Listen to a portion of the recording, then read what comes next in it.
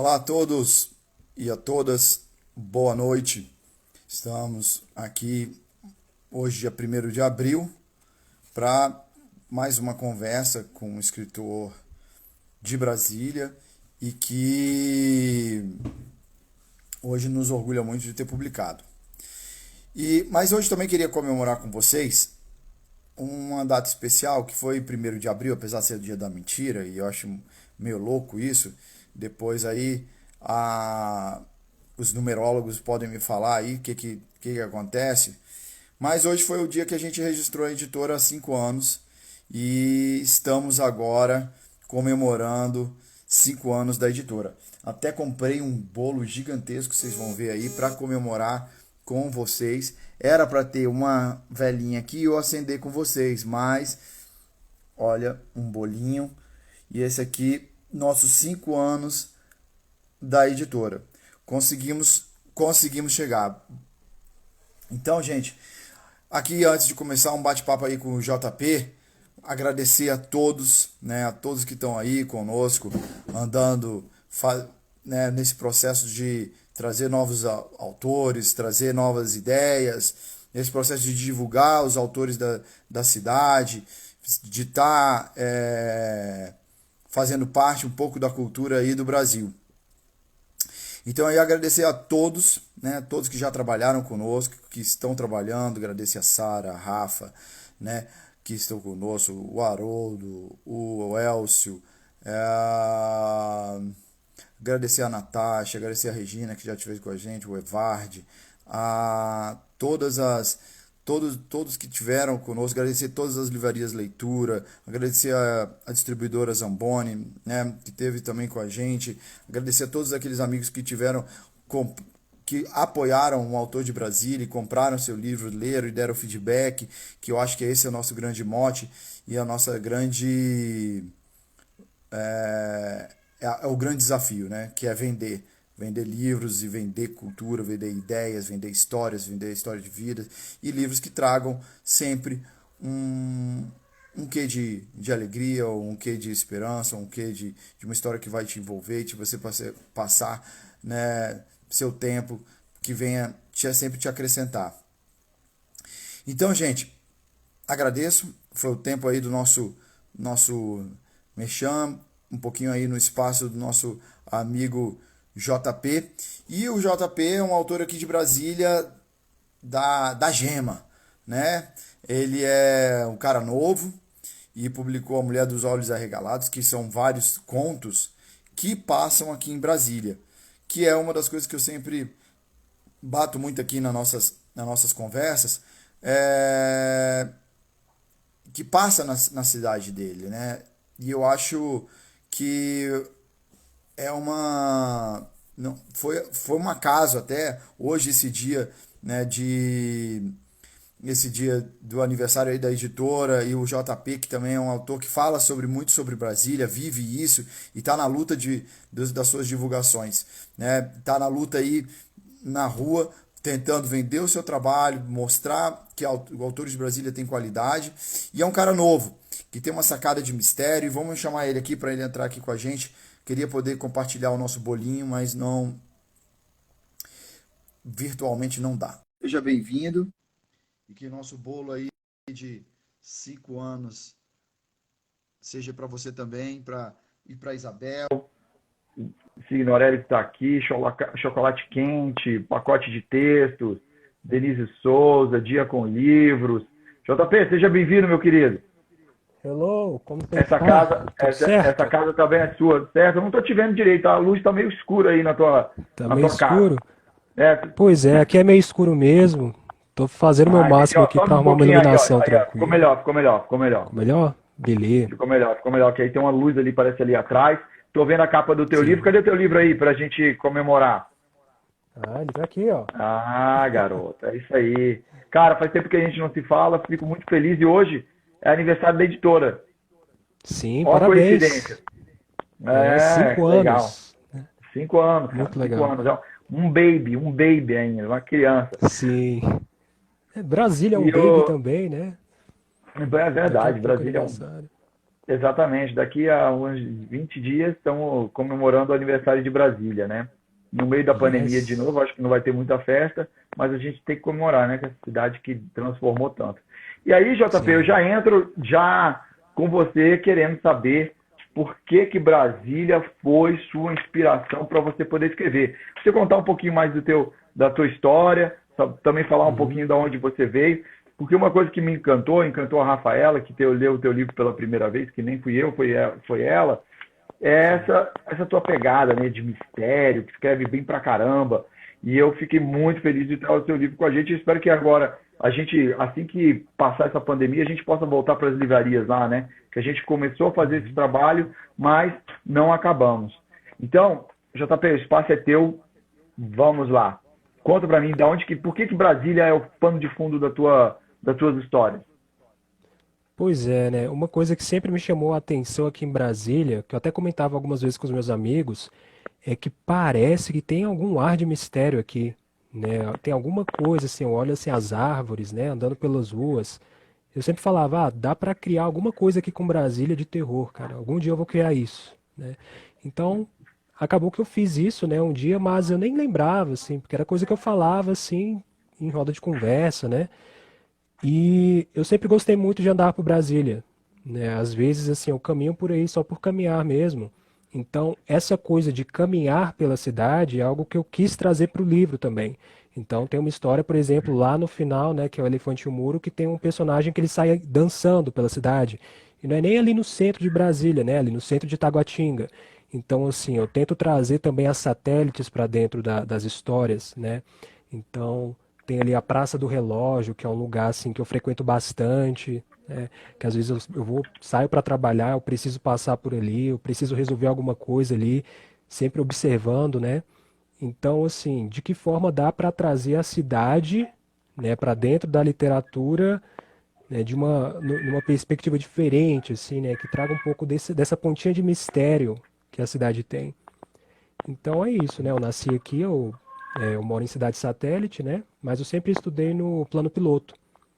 E eu sempre fui de observar muito, assim, eu andava de ônibus e ficava observando a cidade, né? Ficava contando as coisas, contando o prédio, assim, Ô, fazendo JP, coisa explica um sentido mesmo. pouquinho, porque eu acho que tem um pessoal aí, né, que não é de Brasília, eles não entendem mais ou menos. Sim. Porque Brasília, por isso que eu sempre falo, e aí desse nosso projeto aqui, leio o autor de BSB, né, que BSB significa Brasília, gente, né, que lá no, Uhum. né, e, mas as pessoas não entendem. Eu, quando falo Brasília, né, eu sempre englobo Brasília, que são as cidades que têm em volta do plano piloto, que as pessoas entendem que é o Brasília, mas Brasília é o Uhum. DF, né, que a gente chama.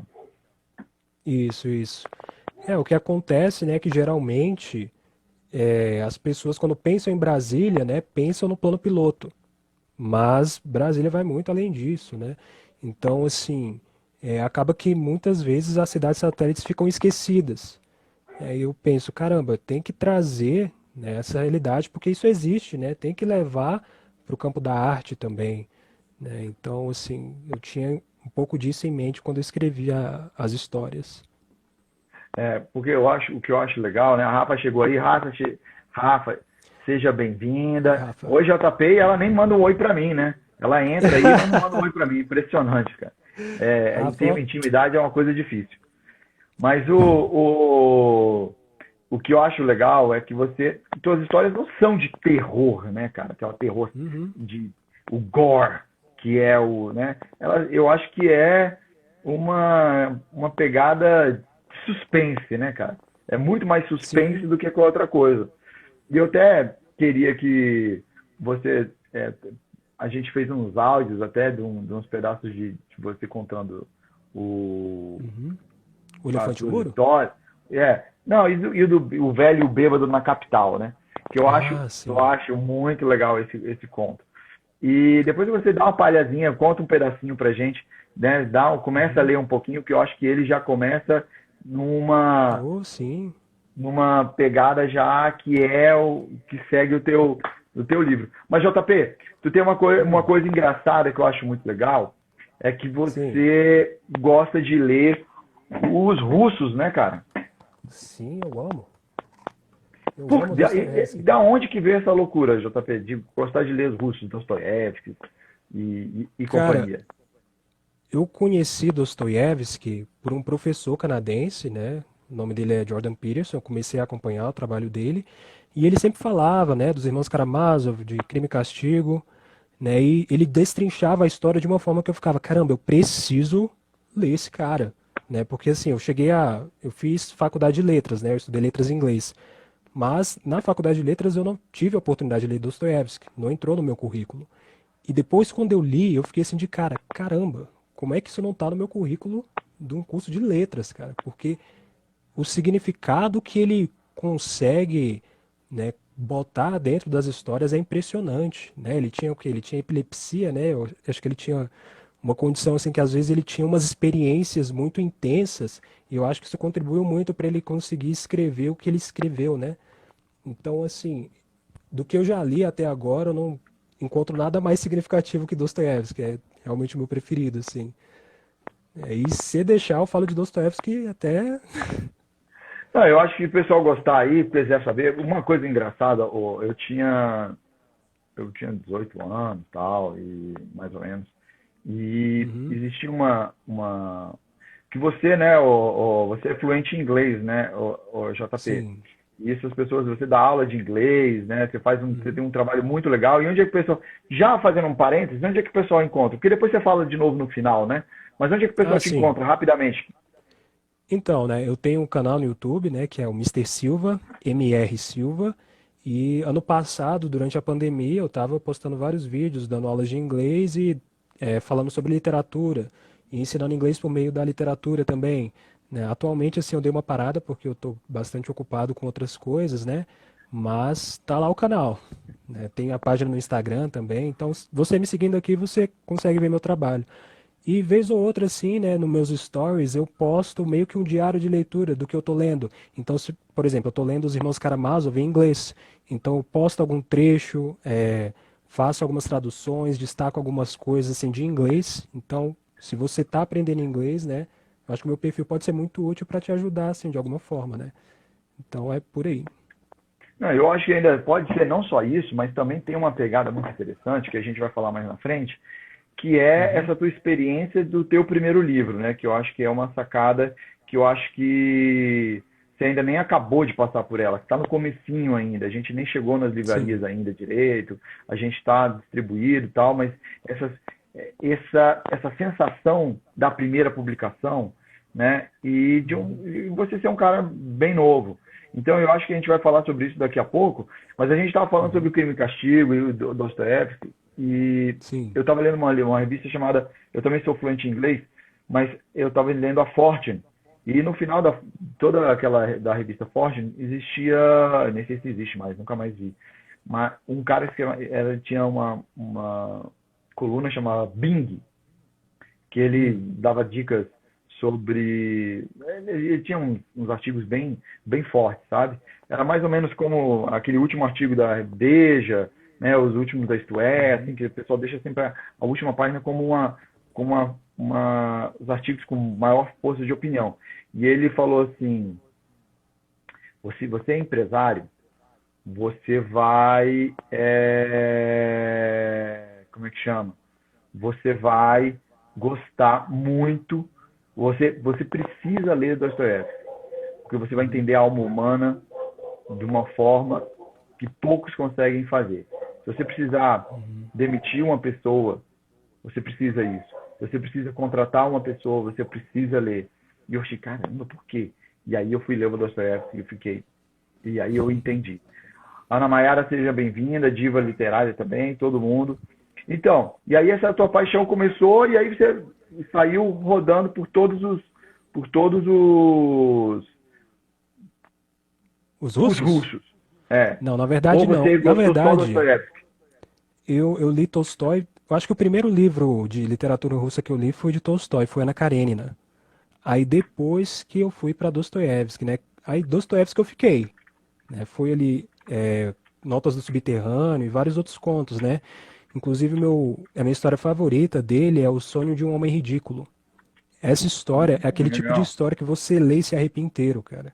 Eu lendo essa história, eu senti um negócio que eu não consigo explicar. É a mesma coisa que eu sinto quando eu leio Clarice Lispector. Eu consigo enxergar alguma energia. Enxergar não, né? Sentir alguma energia quando eu leio Clarice e Dostoiévski. Nessa história, O Sonho de um Homem Ridículo, é basicamente um homem que ele descobre a verdade, né? Ele vivia uma vida bastante ressentida, né? Ele não enxergava muito significado nas coisas e tratava as pessoas mal, mas depois de passar por uma experiência, durante um sonho, ele descobre a verdade e depois disso ele começa a pregar essa verdade, né? E o que eu acho mais genial dessa sacada de Dostoiévski é que não tem nada de racional quando ele descobre a verdade, que geralmente a gente pensa, né, sempre que a pessoa que tem razão sempre vai estar no campo racional, mas ele traz a questão do onírico, né? Então, pô, para descobrir a verdade, eu tenho que passar por uma experiência que não faz sentido nenhum no campo inconsciente, e a resposta está no inconsciente, eu tenho que tornar esse inconsciente consciente. Então, assim, o legal de Dostoiévski é que ele é um psicólogo, né? Até Nietzsche mencionava, né, que ele é o maior psicólogo, né, que eu aprendi com ele mais do que com qualquer outra pessoa. Então, assim, Dostoiévski, para mim, é um professor, né? Toda vez que eu leio, eu tô lendo, sempre prestando atenção para aprender alguma coisa, tanto para escrever quanto para minha vida mesmo. Então, assim, para mim não tem Ai, comparação, cara. que legal, cara, que legal, muito bom. Eu adorei essa pegada do onírico, porque é uma coisa que o Drummond também tem. Uhum. E eu fiz um bate-papo com o Edmilson Caminha lá no negócio da biblioteca demonstrativa. E ele fala sobre a máquina do tempo, que é um. Depois, quem quiser dar uma Hum. chegada e dar uma olhada, para entender e- Do essa Wells? e a máquina. Hã? Do Não, Wells?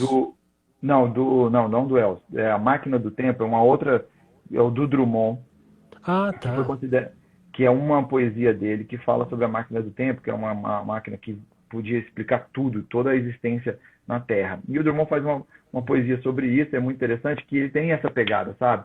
Ele dá do mundo vir para ele e ele fazer o entendimento em uma outra esfera. Achei muito legal e eu gostei pra caramba dessa tua fala.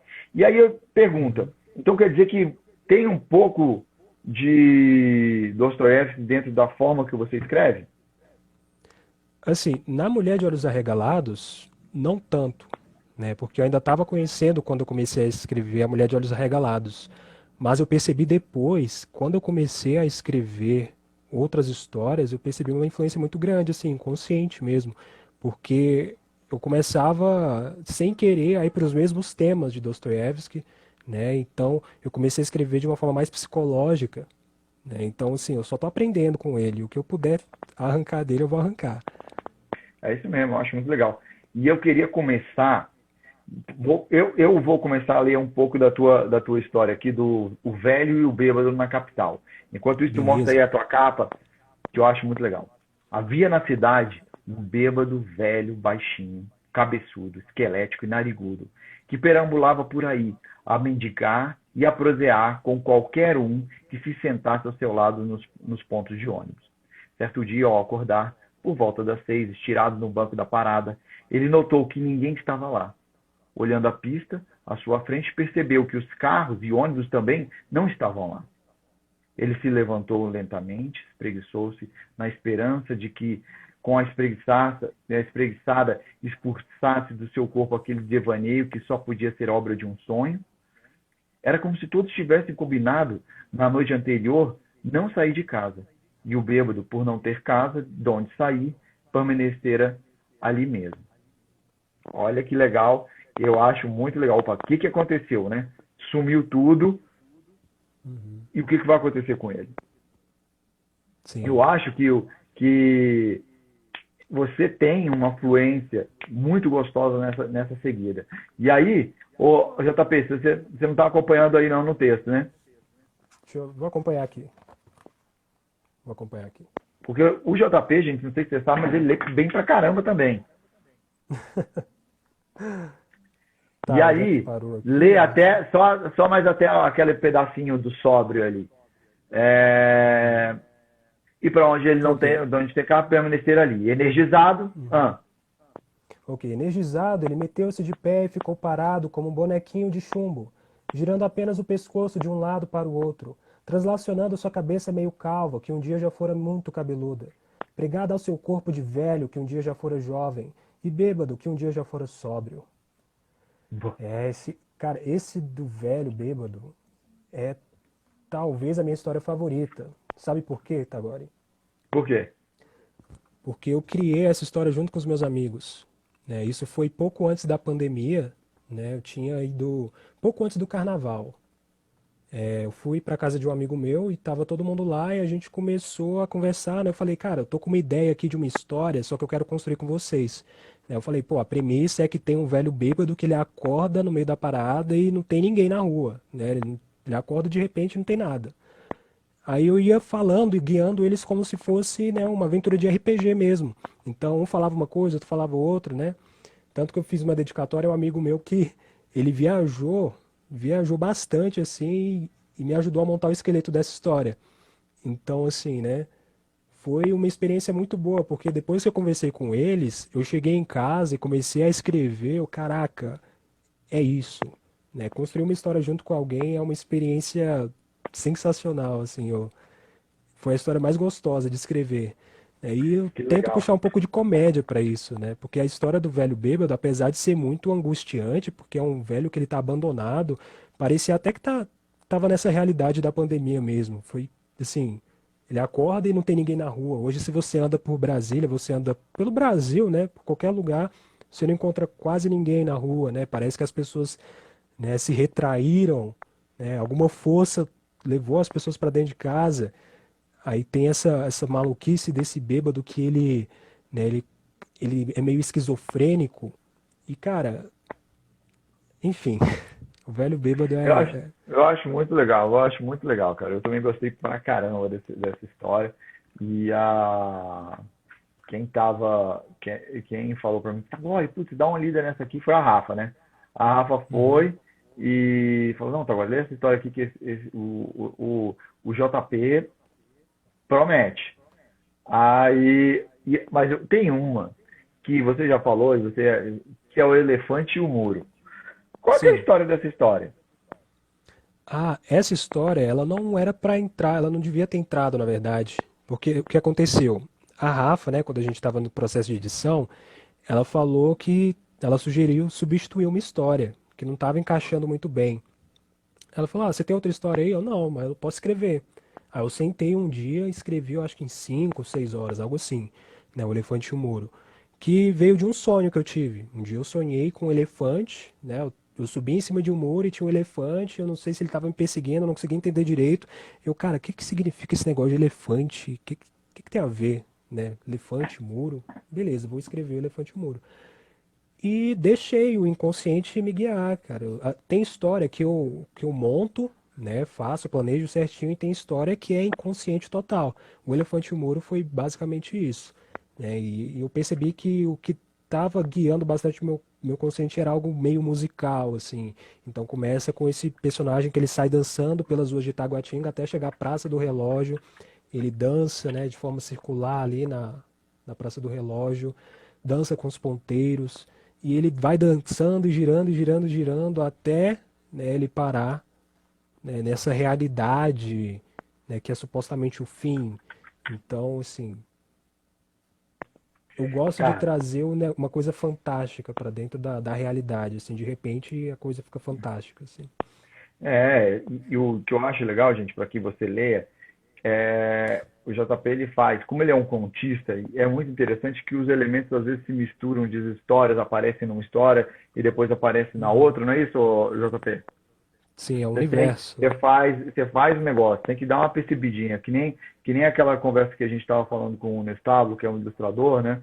E ele estava conversando que ele, às vezes ele desenha, mas deixa que a criatividade da pessoa transforme o ambiente que está ali, entendeu? Ele não precisa ficar falando tão fazer um desenho tão perfeito, mas ele deixa que a criança, né, quem vai ver, e eu acho que tem uma pegada tua também, uma liberdade que você coloca, mas você coloca, eu não sei se você faz nas entrelinhas, se você fez isso propositalmente, mas existe Hum. uns elementos que aparecem em várias na tua história. Nada por acaso. É É, proposital. nada por acaso, né? Nada por acaso. Nada E por aí, acaso na sabe o que leitura. que me veio aqui agora? Eu falei, cara, a gente está no aniversário da editora hoje. Uhum. O que que eu estava pensando? Tô entrando aqui no site dos escritores brasileiros, estou procurando o teu livro, e eu vou colocar Aham. ele para quem estiver aqui com frete grátis. Top. E isso aqui por conta da editora. Deixa eu pegar aqui. Mulher. Então, gente, para todo mundo que estiver assistindo a gente, o livro do, do nosso amigo JP vai estar com frete grátis a partir de agora lá no site dos escritores brasileiros. Para a Uhum. gente mandar aí para qualquer lugar do Brasil, porque eu vi aí que tem várias pessoas que não são de Brasília, então vou deixar aqui com isso até segunda-feira. Pode ser? Tá Então legal. avisar para o pessoal aqui, vou deixar aqui frete grátis.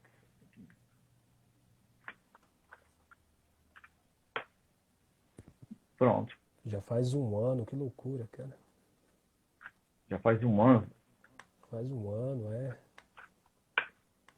Prontinho. Lembrando quando eu tava correndo atrás ali, procurando a editora. Já faz um ano, né, cara? E essa pandemia foi uma doideira, né, cara? Deu uma atrapalhada. Foi. Mas eu Oh, acredito que tudo tem um porquê, né, o JP? Tudo tem um sim, porquê sim. para a gente estar aí acontecendo isso. Eu espero que seja. Eu tava até conversando com a minha esposa. Hoje eu achei que Brasília estava bem cheia. Eu tive que ir a um cartório e eu achei que Brasília estava meio lotado, mas achei todo mundo usando máscara. Achei uma coisa assim, sabe? Uma sensação de respeito ao próximo. Uhum.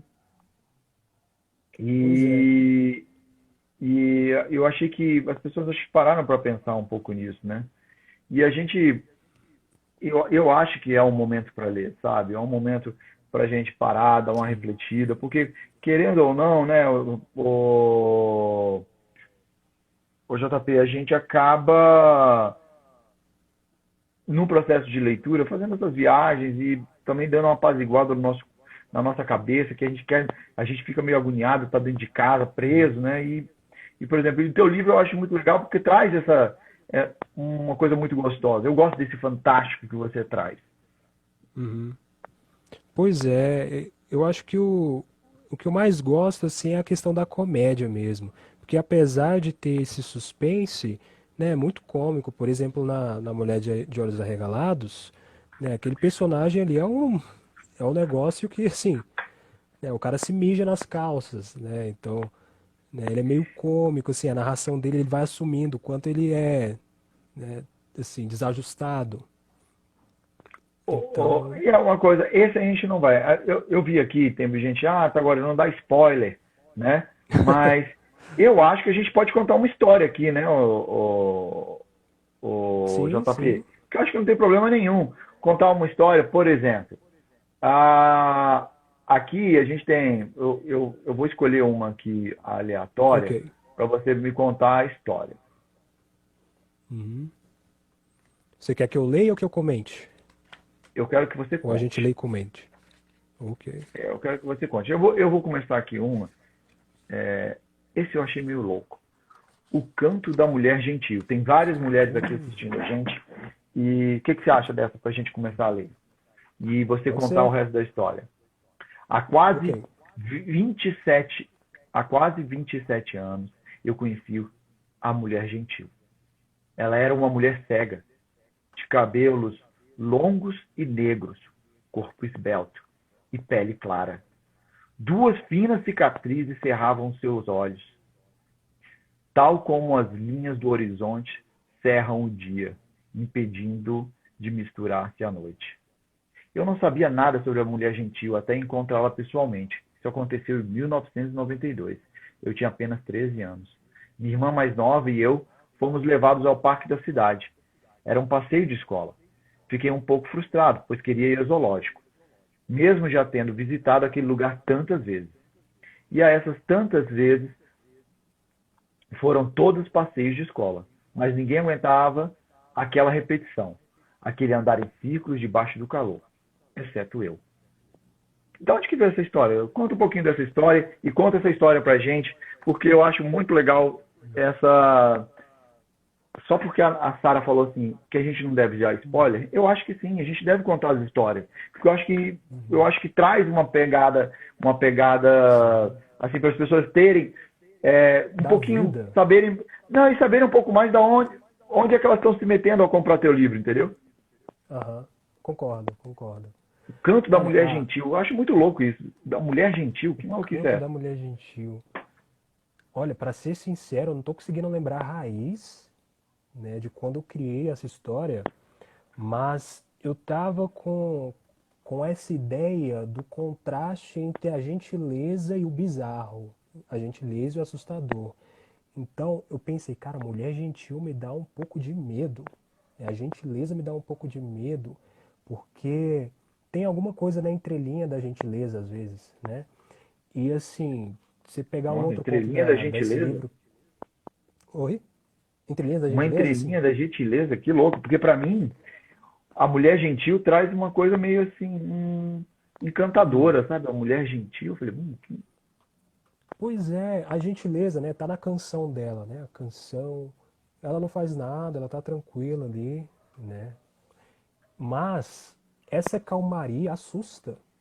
Tem uma coisa na calmaria que assusta, mas no final dá uma virada, né? Porque aquela calmaria, né, se torna um conforto e o fim, né, da canção da mulher gentil é o início do caos, né? Quando, né, a cicatriz do horizonte cerra, né, o dia, uma coisa assim lá para o final. é. Mas tem outra história que é a da Karine, né, que tem uma coisa com com as mãos gentis, as mãos que afagam, coisas nesse sentido, né? Então, assim, eu acho que eu pesquei um pouco disso, né, de um povoado gentil, né, um povoado que está ali em união, tentando produzir vida, né? E essa gentileza vai dar um contraste com a selvageria desse povo, né? Então, acho que eu peguei um pouco disso para Mulher Gentil, né? Mas eu Uhum. acho que a criação desse negócio foi algo um pouco inconsciente, meio arquetípico, assim, até igual a Mulher de Olhos Arregalados, né? Porque tem essa questão da dualidade, né? Do gentil e do selvagem, assim. Eu acho que tem algum ponto, assim, que eu não consigo explicar muito bem, mas quando eu comecei a escrever, começou a fazer sentido, né? Tem alguma E essa coisa aí. história é o quê? Vocês estão ali no zoológico, indo mais uma vez, você queria ir para o zoológico, mas não foi, e aí qual que é a coisa? Ah, sim. Não, eu gosto de ir ao zoológico, né? Às vezes eu ensino algumas coisas assim que fazem sentido para mim. Então, eu gostava de passeios ao zoológico quando era criança, né? Então, e o zoológico é algo bem representativo para mim aqui de Brasília, né? Tanto que na história da Mulher de Olhos Arregalados mesmo, o personagem ele passa pelo zoológico, ele passa ali pelo lixão. Então, é uma forma também de pintar a cidade dentro do livro, né? Então, o Uhum. zoológico ele aparece mais de uma vez aqui. E beleza, ele gosta disso, né? Ele gosta de repetição, ele gosta desse conforto, mas né, ele está vivendo uma aventura, né? Ele é o personagem principal, ele vai ser tirado desse conforto, dessa repetição de andar no zoológico. Ele não tem mais que ficar aqui nesse conforto dele. Não, ele vai para o parque da cidade onde ele vai ter a aventura bizarra, né? Então é um elemento bem assim, bem comum em histórias de heróis, né? Que ele é chamado para uma aventura, mas essa aventura que não é boa, assim como todas as aventuras desse livro, não são aventuras boas, né? Então ele não tem escolha. Uhum. E aí? E aí eu sei que tal, os amigos dele chamam para ele fazer alguma coisa, e aí? Pois é, né? Então ali ele tem aquela questão da puberdade também. Tem uma parte que os amigos dele provocam, né? Falando, ah, você gosta, né, da Maria Clara? Maria Clara, meu Deus do céu. Acho que é a Maria Clara. Isso, a Maria Clara. Ele, ah, o que é que tá te angustiando? Um dos amigos fala, né? Fala logo o nome dela, é a Maria Clara, né? A Maria Clara partiu seu coração. Aí o outro fala, você é cego, a Maria Clara, ela é horrível. Tanta menina gata e você tá aí sofrendo pela Maria Clara. Aí ele brinca, né? Pô, até escreveria um pouco sobre a Maria Clara, mas este conto é sobre uma mulher gentil e até agora eu não escrevi quase nada sobre esta. Porque ele tem medo de narrar a parte da mulher gentil que vai ficar lá pro final, né? Então assim, né? É meio que tem um pouco de uma criança narrando a história, ele já não é mais criança, né? Mas é como se ele tivesse parado no tempo, né? Porque o mundo congela em certo momento da narrativa, né?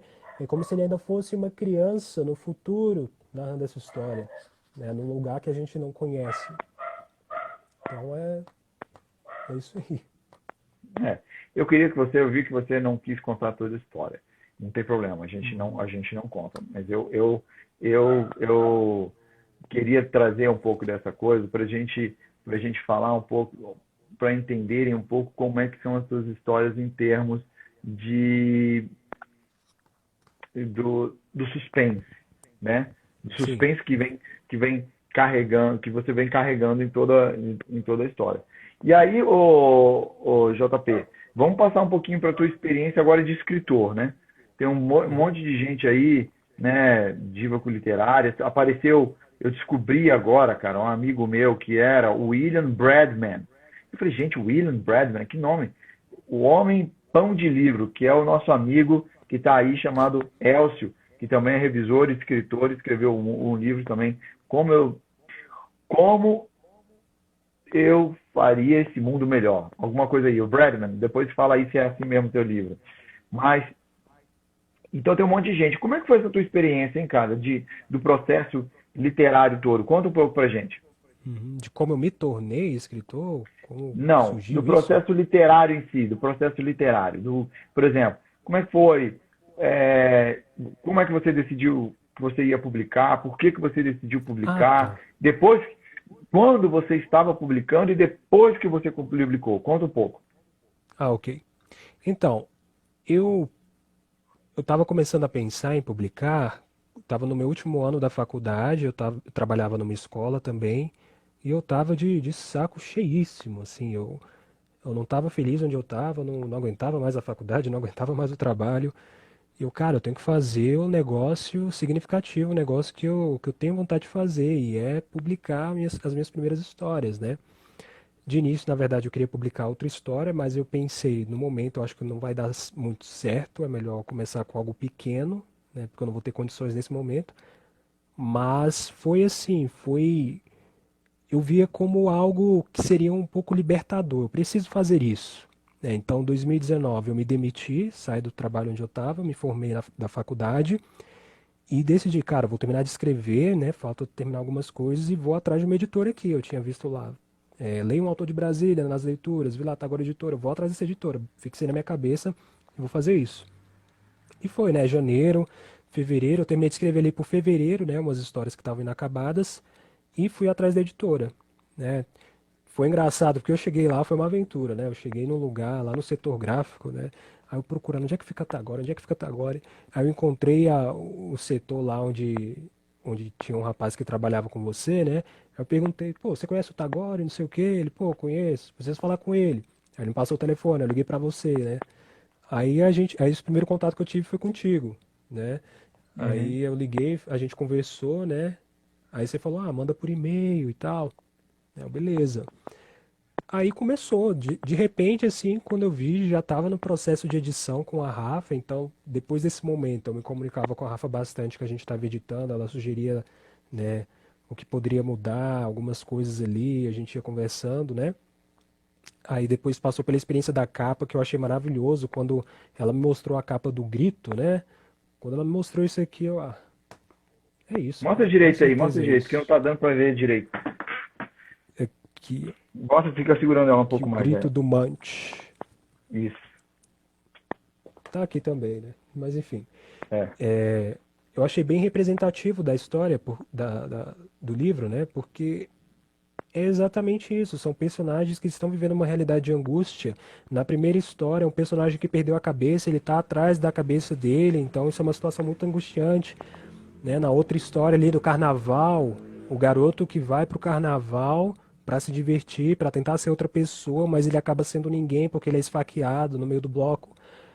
Aí sabe, é o bêbado velho que tá perdido e não tem, né, não tem a quem recorrer Opa. dentro de uma situação de angústia.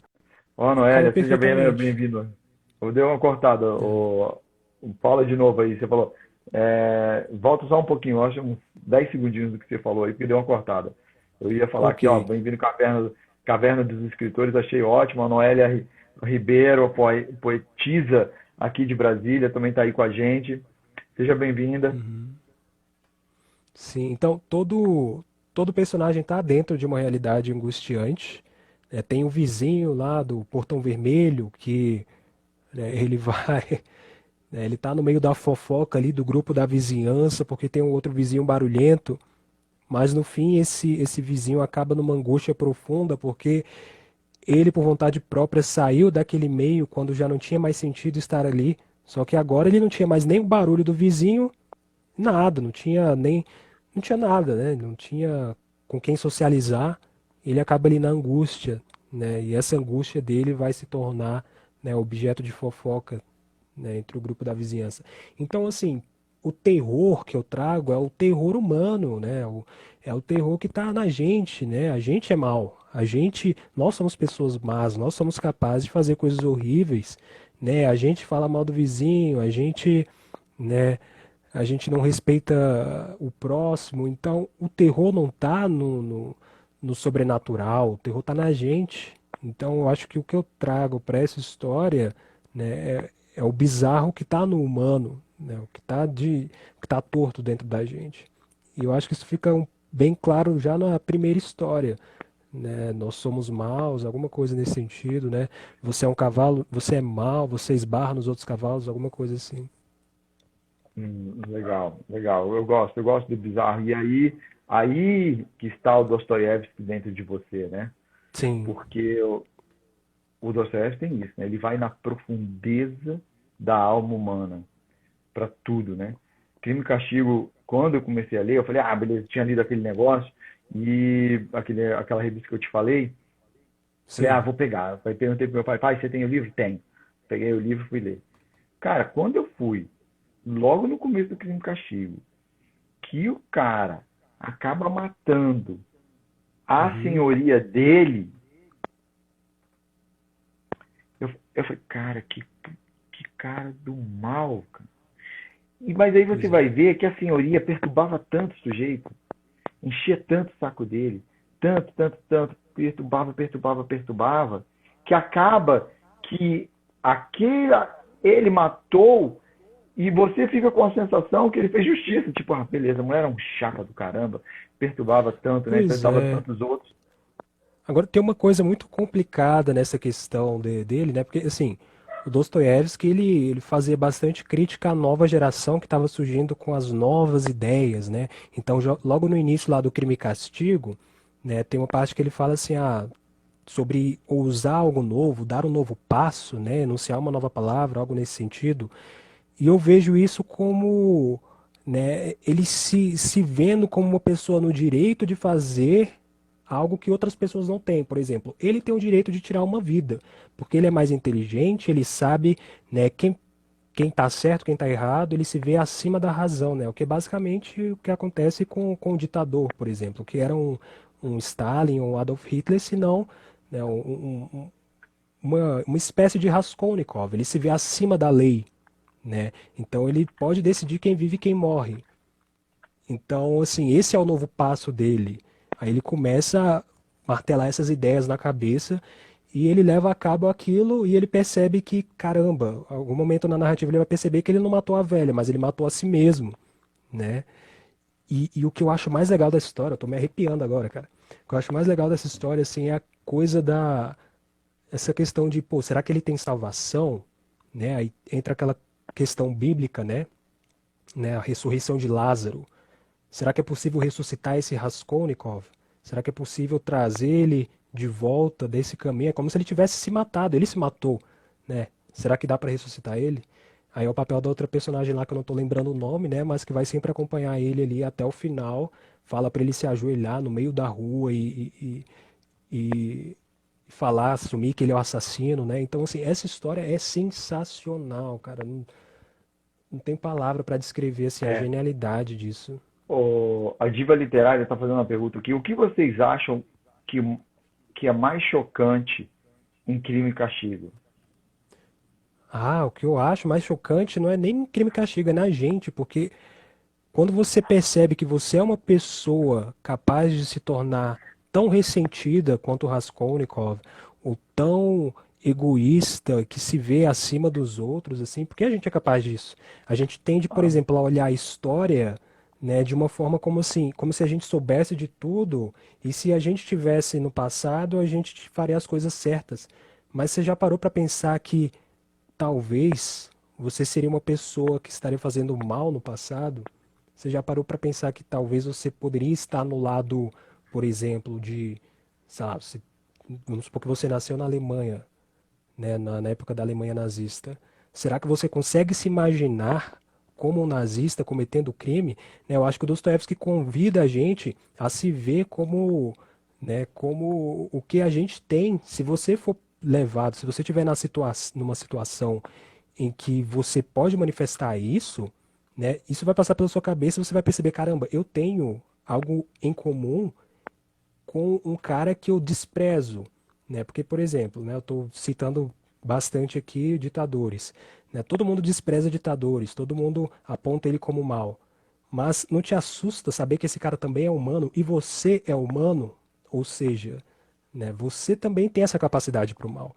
Então, eu acho que Dostoiévski é bastante isso. Por isso que quando eu leio Dostoiévski eu me assusto um pouco, porque eu vejo esse lado obscuro, né, na história. Então, então, é e aí isso. você vem, por exemplo, aí a gente leva, né? Qual foi o livro que me veio aqui na cabeça na hora quando você está falando sobre isso e Hum, essa nossa tendência de criticar os outros e achar que nós somos a grande verdade. O alienista do Machado de sim. Assis, Sim, né? nossa. É Uhum. a exemplificação disso, né?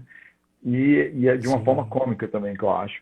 E você falou duas coisas, e aí eu faço uma sugestão de leitura do Hum, Bert Hellinger. O Bert Hellinger, ele era é o pai lá das constelações familiares, e eu tenho um contato muito com isso aqui na editora, né, com esse tipo hum, de, de literatura.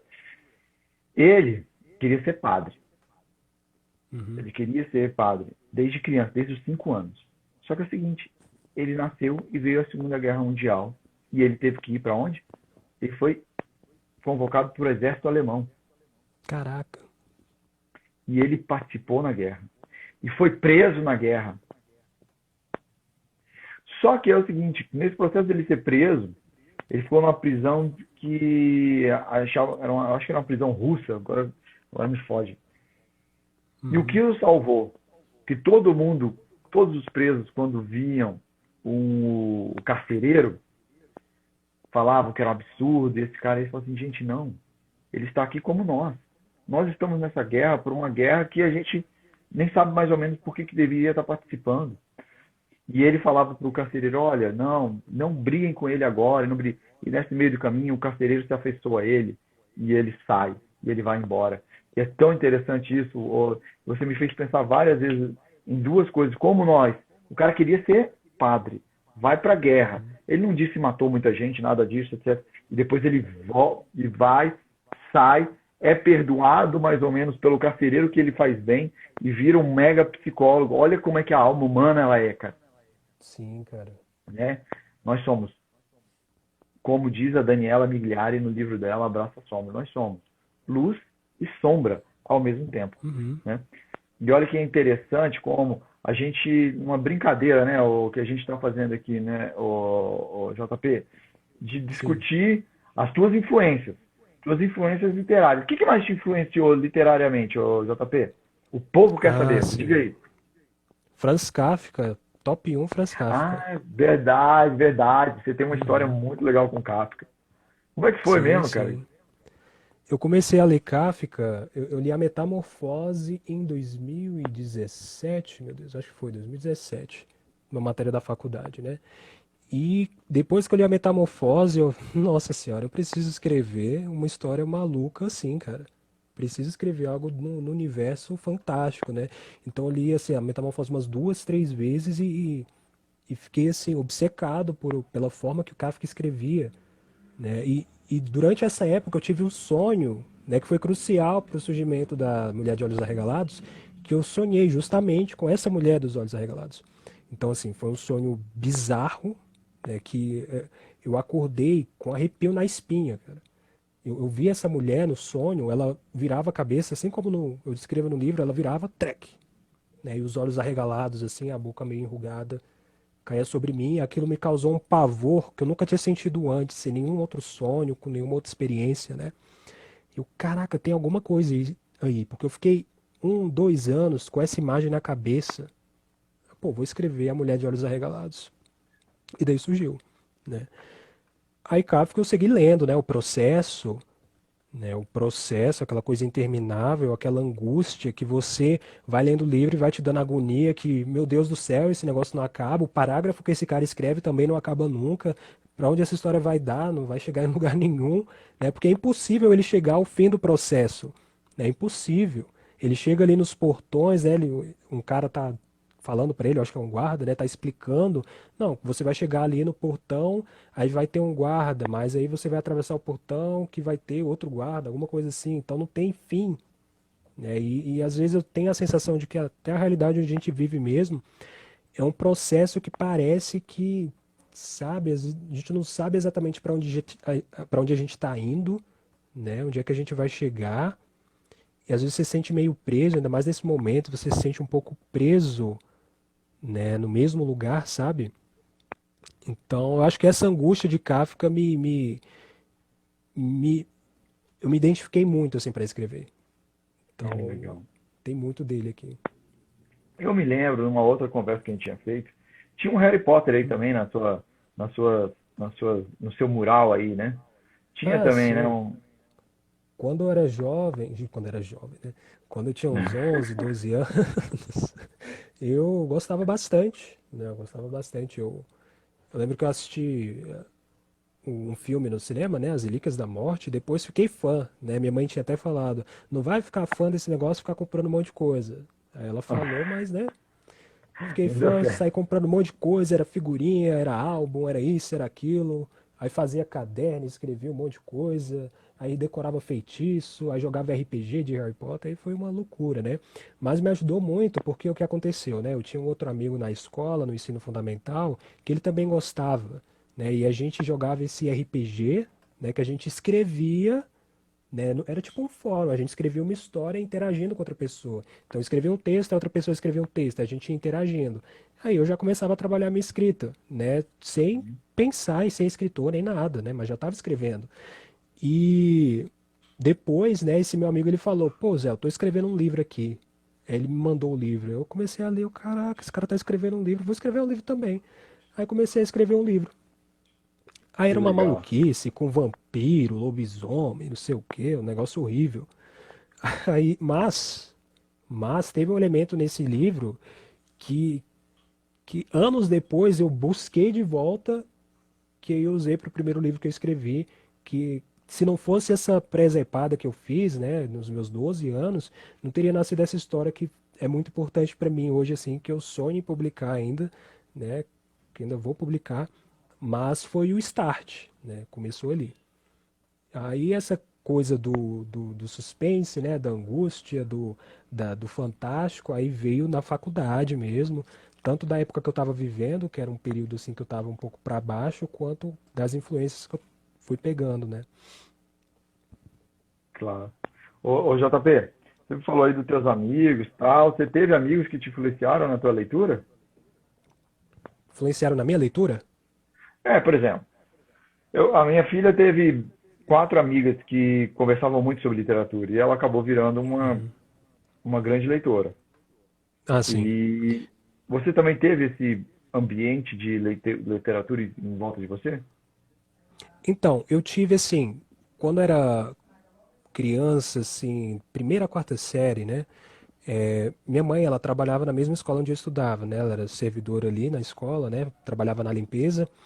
E eu ficava muito tempo na escola, porque eu esperava ela terminar o trabalho pra gente voltar junto. E nisso eu ia pra biblioteca, ficava lendo gibi, ficava lendo historinha de terror. Às vezes eu tinha um amigo, né, que ele tinha umas historinhas de terror, eu pegava emprestado com ele, lia também. Eu lembro que teve uma época que eu li A Droga da Obediência, do Pedro Pedro Bandeira. Bandeira. Rei do Bandeira, isso. E eu amei a história, eu lembro assim, foi uma influência muito forte pra mim na época, porque era a primeira vez que eu Pô, tava que lendo uma legal. historinha de aventura e eu pensava, caramba, eu quero fazer um negócio assim, né? Eu quero ter o meu grupinho de amigos e viver uma aventura como os caras lá da Droga da Obediência, por exemplo, né? Então eu já Uhum. comecei a entrar nesse mundo da literatura aí, né? Fui ali na biblioteca, pegando emprestado com um amigo e depois foi se tornando natural. Ah, sim, uma coisa muito importante. Minha madrinha, né, ela me deu de presente um dia vários livros clássicos, Machado de Assis, né, Luiz de Azevedo, né, Graciliano Ramos, vários livros antigos assim que estavam ali no canto, né? Aí no meu primeiro ano da faculdade eu decidi, caramba, eu vou ler esses livros, meu. Então eu saía do trabalho, ia para a faculdade, eu ia lendo no ônibus. Aí eu comecei a me apaixonar pela literatura de Machado de Assis, que foi uma das primeiras influências, né? E Que foi legal. isso. Então se tornou um hábito para mim ler literatura clássica, né? Tanto que hoje é um desafio para mim ler literatura mais nova, assim, porque eu me acostumei tanto a ler essa literatura mais antiga, né, que se tornou um hábito mesmo, assim. E é um desafio porque assim, eu tenho vários livros aqui que estão na fila para eu ler, né? E eu fico evitando de pegar coisa nova por conta disso, né? Ai, que legal. Ô, a gente já está chegando no final. Ô, já passou uma Nossa, hora aí passou da nossa rapidão, hein? rapidaço. Nossa senhora, quando o papo Nossa. é bom é assim. Quando o papo é bom é assim. Então, o que que eu queria que você fizesse? Fala Hum, dos teus canais de novo, para que o pessoal possa te encontrar, né? uhum. Galera, estamos com o livro do JP frete grátis lá no escritoresbrasileiros.com.br, só procurar o JP ou Mulheres de Olhos Arregalados, você vai achar ele lá. E agradeço a todo mundo. E você manda aí teu abraço, ô, JP. Primeiro eu quero agradecer a todo mundo que compareceu, tá? E é um prazer para mim conversar com você, tá, agora sobre literatura, sobre essas maluquices todas aí, assim, eu amo conversar sobre isso. E você pode me seguir, né, quem tá assistindo, você pode me seguir aqui nesse perfil, né, JP Silva Escritor, MRJP Silva, onde eu trabalho como professor de inglês, então tem um canal no YouTube também que é Mister Silva, MR Silva, mas me seguindo aqui no JP Silva Escritor, você já, né, já vai poder estar acompanhando o meu trabalho aí. E é isso. Legal, legal. Que legal. Ritmo de Eu Páscoa tava, aí. não, eu tava tentando achar, sabe o que, ô, JP, pra gente? Sim. É uma coisinha de aniversário, mas tá difícil aqui, não tô conseguindo achar. Deixa E eu ver se eu boto alguma você coisa achou aqui Páscoa também. aqui? Deixa eu ver. Ó, quero Deixa eu ver, não agradecer a sei se já Sara foi. novamente por ter feito aí. Valeu deixa eu ver aqui, vamos tirar uma foto nossa aqui, JP. Esse negócio aqui, deixa eu ver. E aí, agradecer a Sara pela organização aí dessas lives que a gente está fazendo. Agradecer mais uma vez contigo. Vamos ver, né? Mandar isso aqui para nossos amigos da Livraria Leitura, que a gente vai voltar ao trabalho, né? Ao trabalho de estar lá com divulgando o teu trabalho, divulgando o trabalho de outros autores. Gente, obrigado, Dia com Livros, obrigado, Valdemir Martins Paiva. Não sei se é esse Valdemir Martins Paiva aqui que está aqui, mas a Júlia, escritor PH Gomes, o Davi Henrique de Aguiar. Tá falando aqui, ó, melhor professor. Ele é teu amigo, JP? O Davi? Ah, sim, Davi. Ah, não, Davi é o meu professor. Professor de jiu-jitsu. Ah, Deixa eu ver, que ele comentou legal. aqui? Ele falou, melhor professor, você escreveu aí. Westbrook, Obrigado, Diva Davi. Literária, obrigado, hein? Brigadão pelas perguntas. Noélia, brigadão. Cavernas BM, Mister, não sei o que lá, oficial também. Sara, brigadão. Rafa, todo mundo. Gente, obrigado aí no nosso aniversário. JP, gratidão pelo teu tempo, né? Vamos falando e vamos divulgando aí a literatura pelo mundo, pelo Brasil e por Brasília, né? Um abraço, É meu isso querido. aí. Saúde e paz. Muito obrigado, Tagore. Valeu. Amém. Um abração. Valeu. Beijo. Beijo.